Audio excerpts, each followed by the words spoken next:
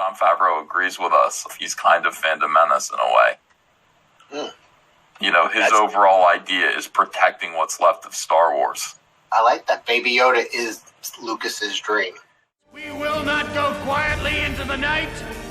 We will not vanish without a fight. We're going to live on.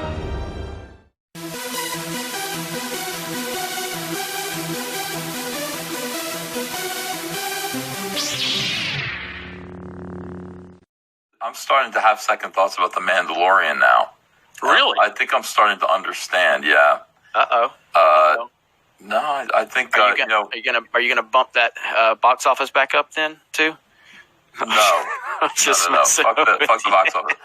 Man, I'm starting to see something. Do you think you think David Filoni and do you think that Jon Favreau that this whole thing represents? The Mandalorian represents real Star Wars fans. That's what the Mandalorians are. And anonymous, they can't take their helmets off.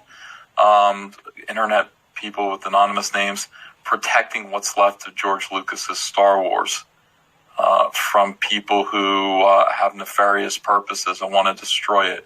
Is the child what's left of Disney of Star Wars, of George Lucas's original Star Wars trilogy? Is this whole thing symbolic?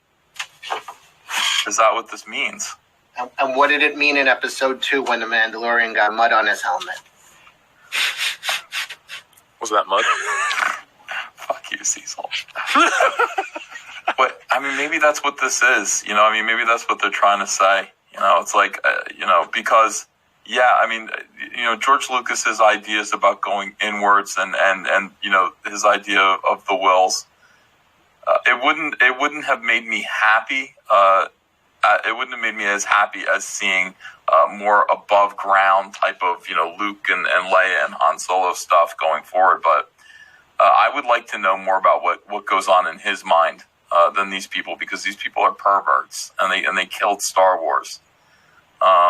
And I wonder if that's what Jon Favreau is saying. I wonder if Jon Favreau agrees with us. I wonder if he's kind of Fandom Menace in a way. His overall idea is protecting what's left of Star Wars. I like that. Baby Yoda is Lucas's dream. Yeah. That's fucking deep. Yeah. That's deep. You could go back and watch it again and see if that's what they're implying. It's like, because you see people trying to clone it, right? They had Baby Yoda down.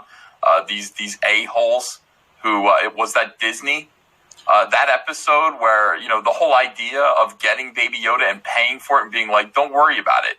Is the Mandalorian in a way George Lucas, or is he us? And don't worry about what happens to Star Wars. Right, we paid for it. It's ours. We paid for it, and then we're in there trying to fucking clone it and make something unholy and fake out of this thing.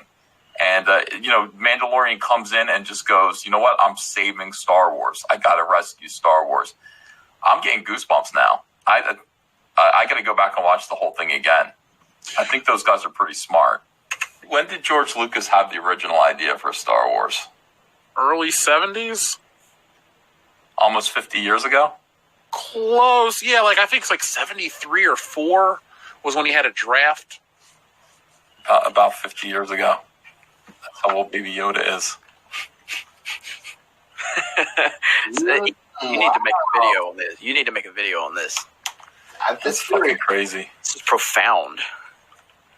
How big do you think George's chin was at that time? Cecil asking the important questions now. Well, Palladium Angel's teasing me. He's saying 1968 because he wants me to, I want it to be 1968. But, that's, I go back and find out, did they ever say Yoda is exactly 50 years old? He's about 50 years old. But, that's kind of how old, Star Wars is in the mind of the man who birthed it, right? So, fucking crazy. That's what Mandalorian is. Protecting it from a-holes who want to do it harm. And then, it's a fantasy, I guess, stealing Star Wars away from Disney. The fans taking Star Wars away from Disney. Yeah, I think you should make the video since you came up with it. That's yours to run with. Let me just finish smoking this bowl. Oh. The previous highlight was brought to you by your friends at the High Council and their guests.